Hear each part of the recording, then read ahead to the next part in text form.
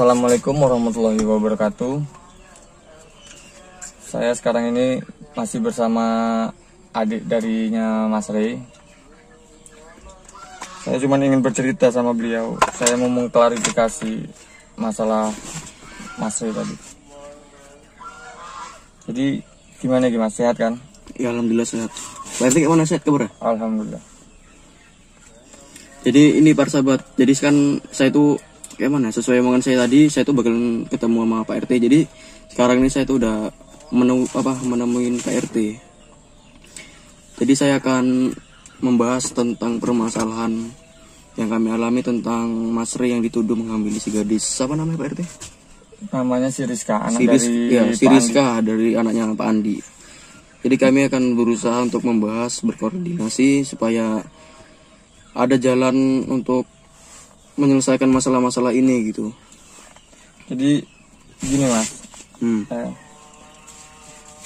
saya ini nggak yakin kok memang yang lakuin itu Mas Rey. Ya kan nggak mungkin kan, soalnya Pak RT kan, Pak RT kalau masalah kan dia kayak mana, sifat itu kan baik dah. Ya saya tahu betul Mas Rey itu orang baik. Jadi gini, saya ini maunya Rizka tuh disumpah pocong. Karena kemarin tuh kan kita datang ke rumahnya pun ya nggak banyak kata. Terakhir apa yang mau diceritakan? Maksudnya kan waktu kita datang ke rumahnya tuh kita mau tahu kejelasannya semua. Ya, iya. Ini dia cuma diam, nggak banyak bicara. Tahu kalau ngomong itu ngusir kami pulang gitu kan. Makanya saya maunya nih Rizka ini disumpah pocong. Jadi gimana tanggapannya Pak? Ya kalau saya setuju aja sih kan.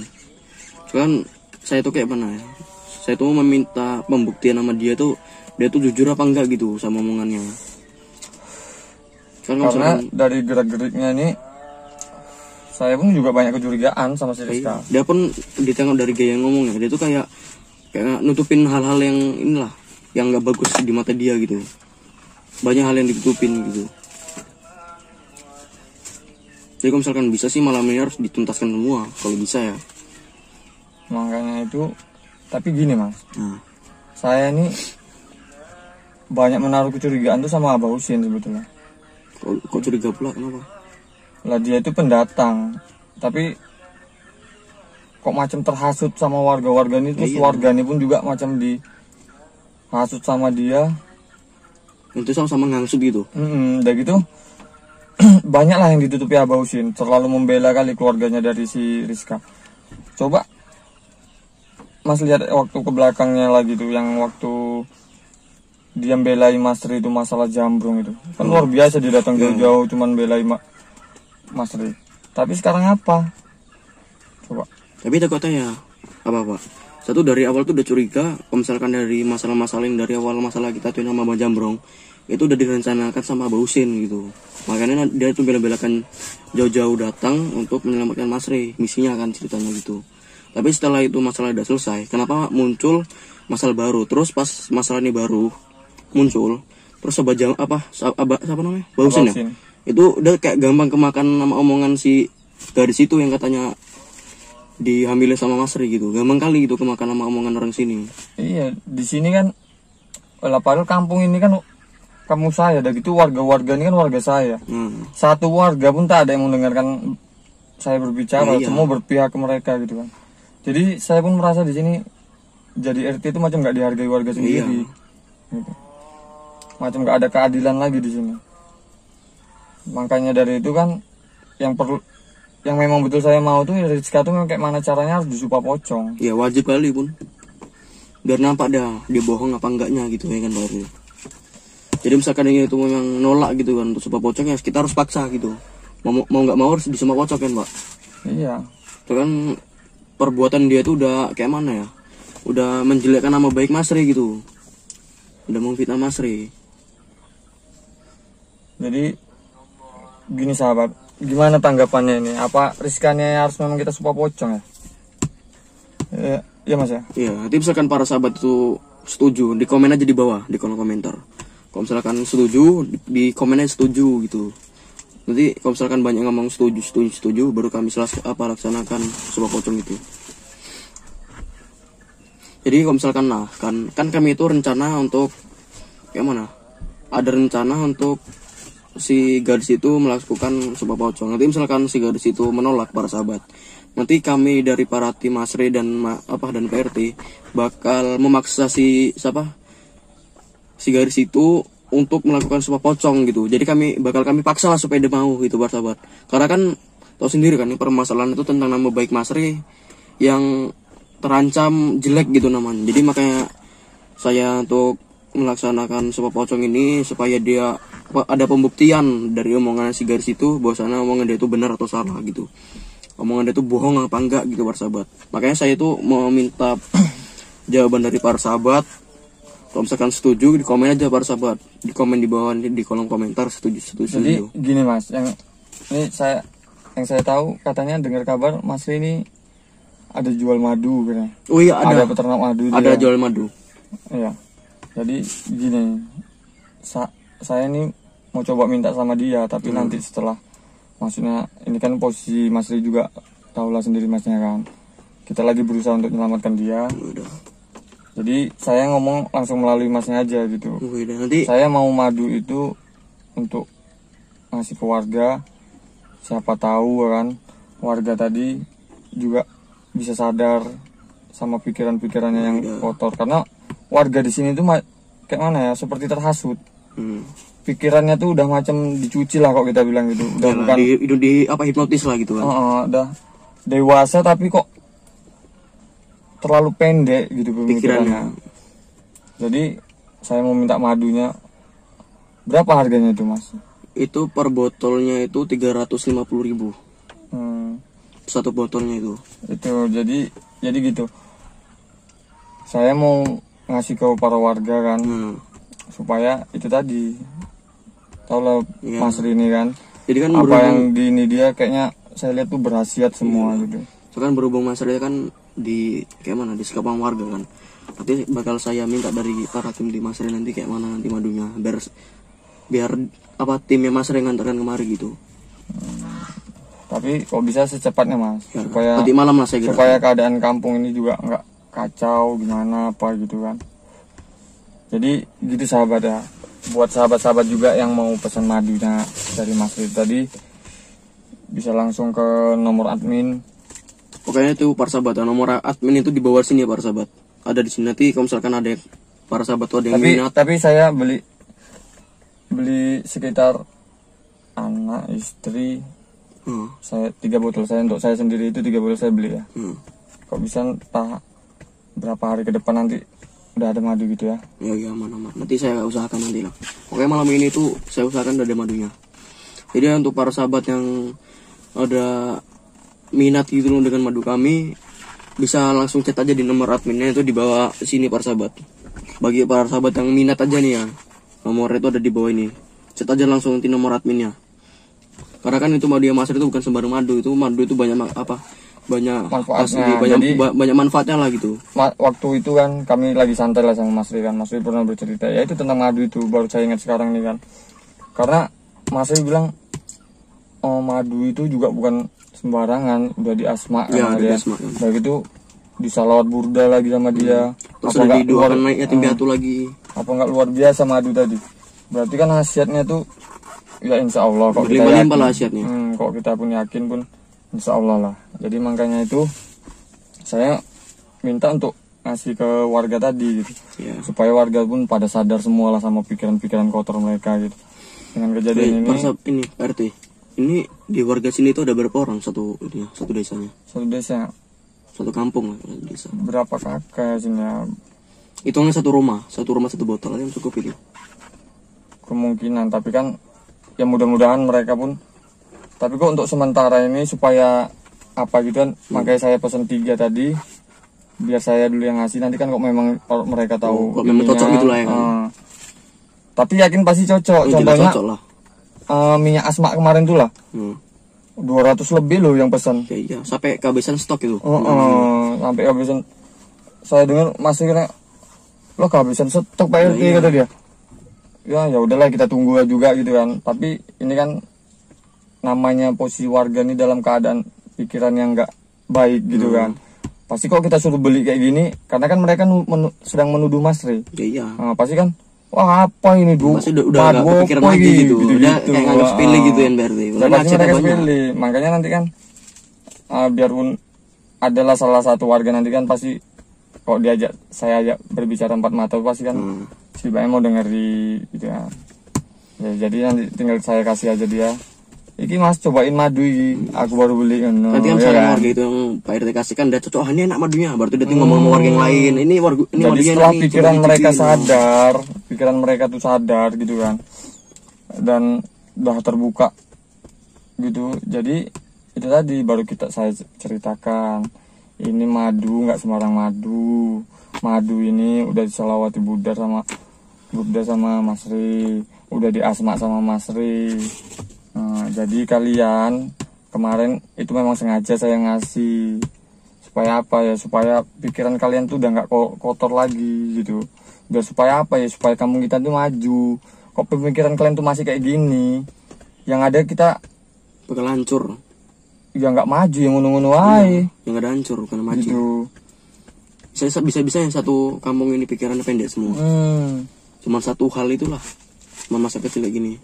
Makanya tapi saya udah coba loh madunya memang udah coba. Tapi cocok kan? Ini dibilang Mas kan, ini Pak RT waktu itu sebelum Mas Ri dalam posisi sekarang ini ya. Iki cobain madunya dulu Pak RT gitu kan. Ya kok namanya madu dia tetap rasa madu, tetap sama, nggak ada, biarpun udah dibacai salawat Burda tadi terus sudah dikasih asma gini, ya tetap nggak ada bedanya, ya tetap madu kan gitu kan. Cuman kan gara-gara di asma ini kan jadi istimewa madunya itu. Ya mungkin gitulah. Ya kalau saya tetap madu pada umumnya tuh ya kayak mana gitulah. Namanya kan yang produksi itu. Cuman memang setelah itu yang saya rasakan nih kan, berpikir tuh tenang, udah gitu berpikir tuh jernih. Ibaratnya tadi gini lah, ibarat kalau kita sekolah ini kan, misalkan sekolah dasar. Matematika ini kan pasti memang namanya anak sekolah dasar masih baru masuk tuh kan, kok matematika nggak tahu dia 5 tambah 4 gitu kan pasti nggak tahu. Ya saya waktu itu malam itu kan habis setelah minum madu tuh memang ada saya ngerjain tugas gitu, memang saya nggak paham lah, nggak ngerti lah gitu kan, tapi kok pelan-pelan sedikit banyaknya terbuka gitu, pikiran terbuka jadi konsentrasi gitu kan, konsentrasi udah gitu. Yang tadinya saya nggak bisa ngerjakan tugas itu gitu, maksudnya tugas berkas-berkas gitu, lah kok lancar gitu. Udah gitu setelah keesokannya saya kirim kan, lah diterima dengan baik. Ya alhamdulillahnya gitu tadi. Karena itulah tadi abis, bukan kayak mana ya, ya tapi memang saya ngerasakan setelah minum madu itu memang kayaknya adem, nengok apapun yang ibarat kita ke jalan kaki lah, kita ke hutan atau itu udah nggak ada takutnya gitu. Maksudnya serem lah, tapi kayak kita ngerasakan tuh kayak tenang gitu ya. Ada yang menjaga apa gimana gitu ya kan. Jadi makanya itu kan ya, untuk sahabat apalah salahnya untuk kita coba kan gitu. Siapa tahu buat kalian-kalian yang dalam bersusah, kayak mana kita bilang, susah berpikir dalam kerjaan atau gimana kan, ya mudah-mudahan insya Allah lah, kalau kita yakin. Maka ini kan saya mau pesan lagi untuk anak istri, untuk saya, sekaligus untuk warga. Nggak perlu banyak loh minumnya tuh kan, dia kan sekitar gini ya botolnya, segini. Itu kurang 70 mili. 7 mili ya. 70 mili segini sekitar. Enggak, bukan langsung kita tenggak-tenggak gitu, enggak. Itu satu sendok pun udah cukup. Satu sendok gitu. Satu sendok makan itu para sahabat. Kan udah tahu lah ukurannya segitu udah saya cukup. Saya bilang Mas kan, apalagi kalau bapak pagi tang ngopi tang teh gitu kan. Dicampur. Itu untuk mengganti menggantikan gula pun bisa. Rupanya betul juga. Jadi kan waktu malam itu karena nggak ada teh, nggak ada apa kan, spontan aja saya langsung gitu aja, ya luar biasa gitu. Memang waktu itu memang malam itu kan, baru tugas berkas itu banyak gitu. Besok harus udah dikirim gitu, sedangkan ada sekitar 4 berkas lagi yang memang saya ini nggak ngerti lah ngerjakannya, memang nggak tahu gitu kan. Karena kan pemikiran saya pun juga belum sampai ke situ, tugas saya pun juga belum sampai ke situ. Namanya kita perintah dari atasan kan, ya mau tak mau kita nggak mungkin lah kita tolak, namanya perintah. Tapi saya coba beranikan diri berpikir dengan jernih apa gitu kan, ini kenapa kok bisa begini, terus nanti setelah begini terjadinya itu seperti apa ya, gitulah setidaknya seperti itulah berpikirnya. Jadi itulah tadi, makanya ini kan madu tadi kok bisa pun abausin tuh tadi dengan kita, mesin madu itu kita jejilkan mulutnya ya kita suapi ya kok jejilkan kasar kali dia datang kan nggak tahu di dalam tehnya tadi kita taruh madu gitu, bukan berarti kita tuh sirik atau pun mau ngeracuni yang enggak gitu, supaya apa bersadar ya, janganlah berpikir pendek gitu, maksudnya jangan berpikir pendek, jangan berpikir yang enggak, maju sedikit kita gitu jadi manusia, berpikir yang maju. Ya untuk apa ya, bukan untuk saya sendiri ya, untuk mereka juga gitu kan. Jadi untuk apa kita hidup nih kok cuman, ya maaf cakapnya ya nggak gitu-gitu aja juga sih maksudnya. Biarpun namanya keadaan juga kita nggak bisa bilang, tapi siapa tahu kan dengan majunya desa tadi jadi objek wisata kan gitu sih. Jadi apa keuntungannya untuk apa ya, untuk warga sendiri, bukan untuk saya pribadi, enggak gitu. Makanya sebetulnya nih kasus yang paling ruweh saya alami gitu kan, masalah ini paling ruweh, paling ribet, seperti ada solusi. Makanya dalangnya nih memang dibayar apa gimana apa cemana sih gitu lo kok sampai kayak gini tenan gitu, kayak macam dibuat-buat. Jadi seperti ada dalang dibalik semua ini. Makanya kan ya itu tadi, gimana lah caranya itu tadi kan, ya siapa tahu dengan madu itu tadi warga tadi kan bisa sadar semua, kampung ini pun tenang, nggak ada keriuhan sana sini. Yang saya takutkan tuh tadi itu terjadilah perang saudara. Itu yang paling nggak diinginkan itu paling saya takutkan tuh, apalagi sampai spiritual teman-teman masa itu datang apa enggak. Awak itu bisa opo, takut kan nanti kan masalahnya jadi besar gitu, jadi nyebar, bukan ya, makin bisa apa selesai ya, makin saya parah. bukan pandi pun, memang nggak tahu masalah berarti kan, memang nggak tahu sama sekali, nggak ngerti masalah spiritual tuh yang gimana tuh saya nggak ngerti memang. Jadi ya gitu, makanya kan Abaus ini udah kelewatan batas. Dia maulah kita, saya mau aja ngusir dia gitu kan, cuman kan saya ini model saya ini nggak tegaan ambil orang gitu. Maksudnya biarpun orang tadi udah jahat, tapi kok memang bisa kita didik, maksudnya kita bawa ke jalan yang baik itu biar berubah dia, siapa tahu dia sadar kan masih ini, ya alhamdulillah gitu. Ngapain kita terus pakai yang kekerasan gitu, untuk apa? Misalnya misalkan dia tuh jahat sama kita tuh baik tuh man. Model tau lah sekarang ini kan, kita pukul gini aja udah viral, nyebar mana-mana. Nanti guru sekolah nampar muridnya udah viral. Orang tua yang nggak senang. Makanya kayak gini nih saya tutupi sebetulnya, bukan berarti saya tuh nggak mau mengadu gitu kan. Cuman takutnya nanti menyebar masalah-masalah kayak gini itu, takut saya gitu. Jadi saya coba selesaikan pelan-pelan, siapa tahu ya, biarpun saya minta bantuan juga tetap ada bantuan juga gitu kan. Tapi ya kayak manapun saya tetap, biarpun apa tetap mantau Masri tengah malam, biarpun dari jauh gitu. Karena kalau saya datangi langsung gitu, saya takut saya sendiri yang nanti yang diapain. Nanti kan dipasung juga. Dipasung, diikat kayak Masri gitu.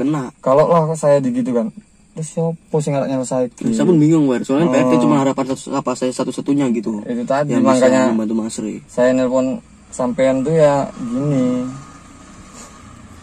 Jadi pas Pak RT tuh ngomong Masri, jadi kepikiran saya Pak RT. Dia tuh di sana itu sama warga kan dipasung gitu ceritanya kan, diperlakukan dengan kasar. Itu dia tuh dikasih makan kayak gitu. Soalnya kan udah 2 malam gitu. Gini, warga di sini kan ratusan gitu kan. Yang nggak semua juga itu berpikir kayak gitu. Adalah mungkin ada satu orang yang peduli gitu lah gitu. Kan. Beberapa orang kepikiran yang gitu. Masih mau mendengarkan saya gitu kan, karena dia kan sifat orang ini kan beda-beda. Ada yang modelnya kok bahasa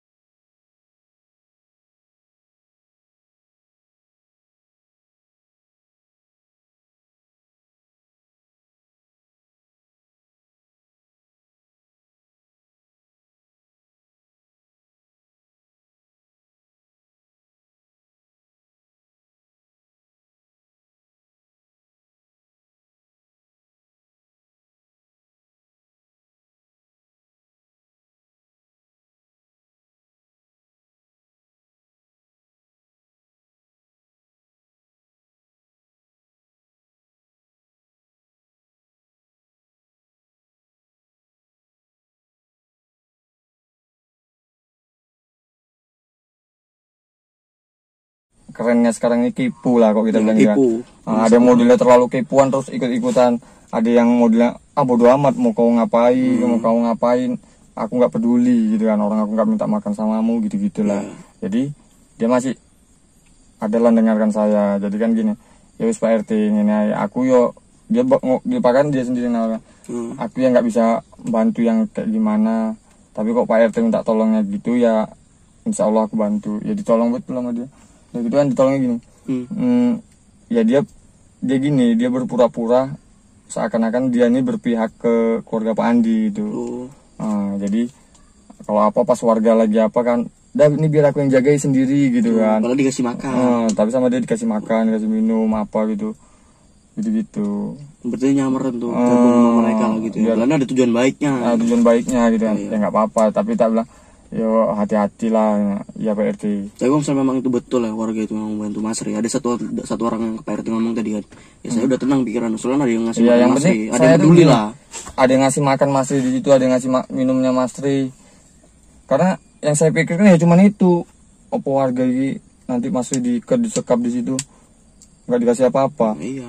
Ya modar wong, ya kan. Ya kan sahabat kan orang kan kayak mana warga sekitar sini udah kayak mana, udah jelek kali pikirannya gitu, udah kadung jelek kan. Terus kok kita bilang, kok saya pribadi sendiri bilang tuh bukan jelek lagi, dajal. Lebih dari dajal pun. Gitu kok. Saya tuh ya Allah yo amit-amit tenan kok. Iya. Entahlah. Kok bisa-bisanya gampang terpengaruh sama omongan si Abah Husein sama si gadis itu. Siapa namanya Pak RT? Si Rizka. Iya si Rizka, kok gampang kalah gitu saya kecoh. Gini juga. Kalau Rizka itu pun rasa saya nih memang dia nih seperti terhipnotis dan gitu. Kayak mana ya kok kita bilang, pikirannya tuh udah terlalu dipengaruhi. Iya udah nggak dipengaruhi yang dengan pokoknya kondisinya tuh seperti sudah tidak baik-baik saja lah kalau kita bilang gitu kan. Udah nggak baik gitu, seperti udah bukan dia lagi gitu kan. Ya saya tahu karakter, masa saya namanya warga saya sendiri kan pasti kan saya paham karakternya. Misalkan kayak sampean lah contohnya, misalkan warga saya gitu kan, pasti kan apakah dia pendiam, banyak berbicara. Lah kalau Rizka tuh memang dia orangnya pendiam, nggak terlalu banyak ahli bicara. Kalau bergaul tuh ya namanya anak umur segitu remaja kan, ya paling ngumpul-ngumpul sama teman-temannya kok sore gitu. Biasa-biasa aja lah gitu. Biasa gitu. Memang bagus sih anaknya, bagus. Kok main-main keluar gitu, pigi-pigi gitu nggak mau dia. Tetap dia tuh di rumah aja mainnya, nanti ngumpul depan rumahnya. Kalau udah sore gitu ya udah sekedar gitu aja. Tapi ya kok sampai kayak gini pemikirannya, makanya tuh saya tuh curiga tuh ya tetap sama Abah Husein. Makanya kan ini saya berusaha nih supaya Rizka tuh tadi apa ya disumpah pocong. Saya mau biar ini dah biar tahu bahwa kenapa enggaknya. Tapi ini Pak RT kan itu kan ada kan videonya Mas Ri kan. Saya nengok dari videonya Mas Ri itu ada kayak kan itu Mas Ri kan dapat dipasung tuh kan malam-malam dikuburin warga itu. Pas di sebelah warga itu kayak ada orang tinggi hitam tuh Pak RT. Wujud hitam semua itu apa Pak RT? Saya tuh udah curiga dari situ Pak RT.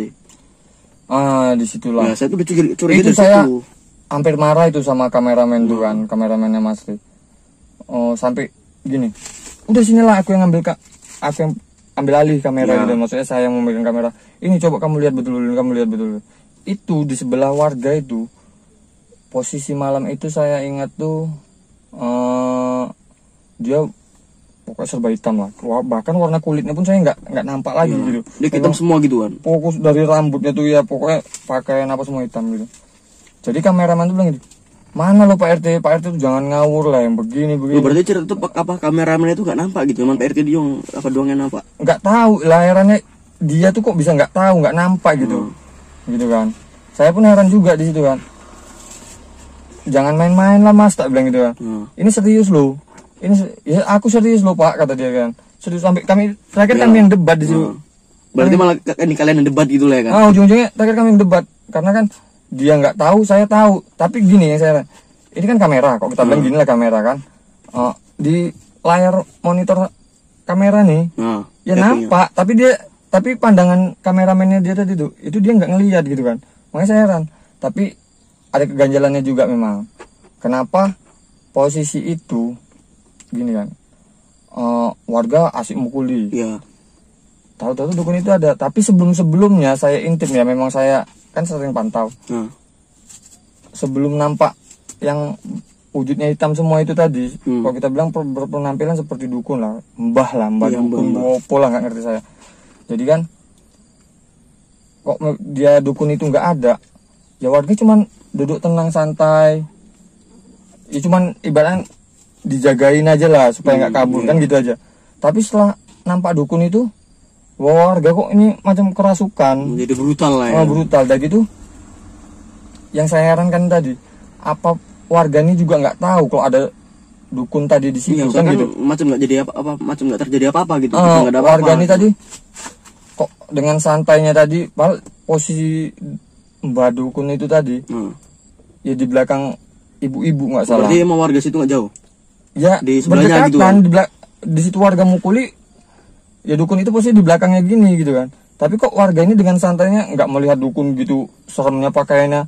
Seharusnya kan di situ lagi kita bilang ibu-ibu harusnya kan pasti kan nengok kayak gitu spontan pasti kan takut atau gimana. Ini enggak, ya orang tuh biasa aja gitu. Biasa seperti ada kejadian, nggak ada orang, nggak ada siapa-siapa gitu kan.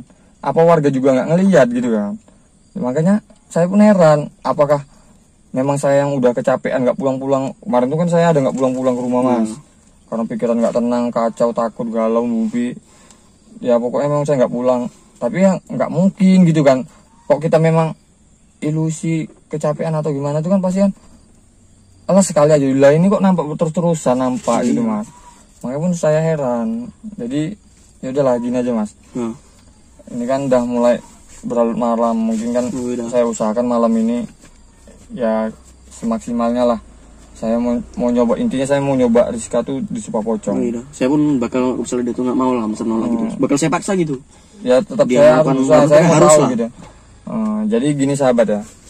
Ya doakan kami yang di sini, doakan keselamatan kami. Saya dan adik Mas ini. Tapi nanti Mas pulang ya, katanya mau pulang ya. Soalnya kan mau ngambil paketan madu gitu kan. Soalnya kan kayak ada meminta 3 botol ya, kan, betul. untuk ngetes. Ya, hati-hati lah mas lah. Iya. Ini saya biar, tapi kameramen Mas itu lagi biar saya suruh istirahat karena saya bilang gini, yuk malam nih kita bilang kerja keras, berusaha. Kita kok nggak berusaha, cuma duduk diam di rumah mikir kan ya nggak selesai. Jadi ya saya berusaha semaksimal mungkin, semampu mungkin, bahkan jiwa dan raga pun saya pertaruhkan kok ini demi Mas Ri orang baik ya kan. Ya pokoknya semua saya pertaruhkan kok ini. Bahkan kok memang di sini betul-betul Mas Ri bersalah, ya saya siap. Saya pun mundurkan diri jadi RT. Bahkan pun saya pindah kampung gitu. Jadi ya udah gitu aja sahabat ya. Jadi di video ini kita akhiri aja. Assalamualaikum warahmatullahi wabarakatuh.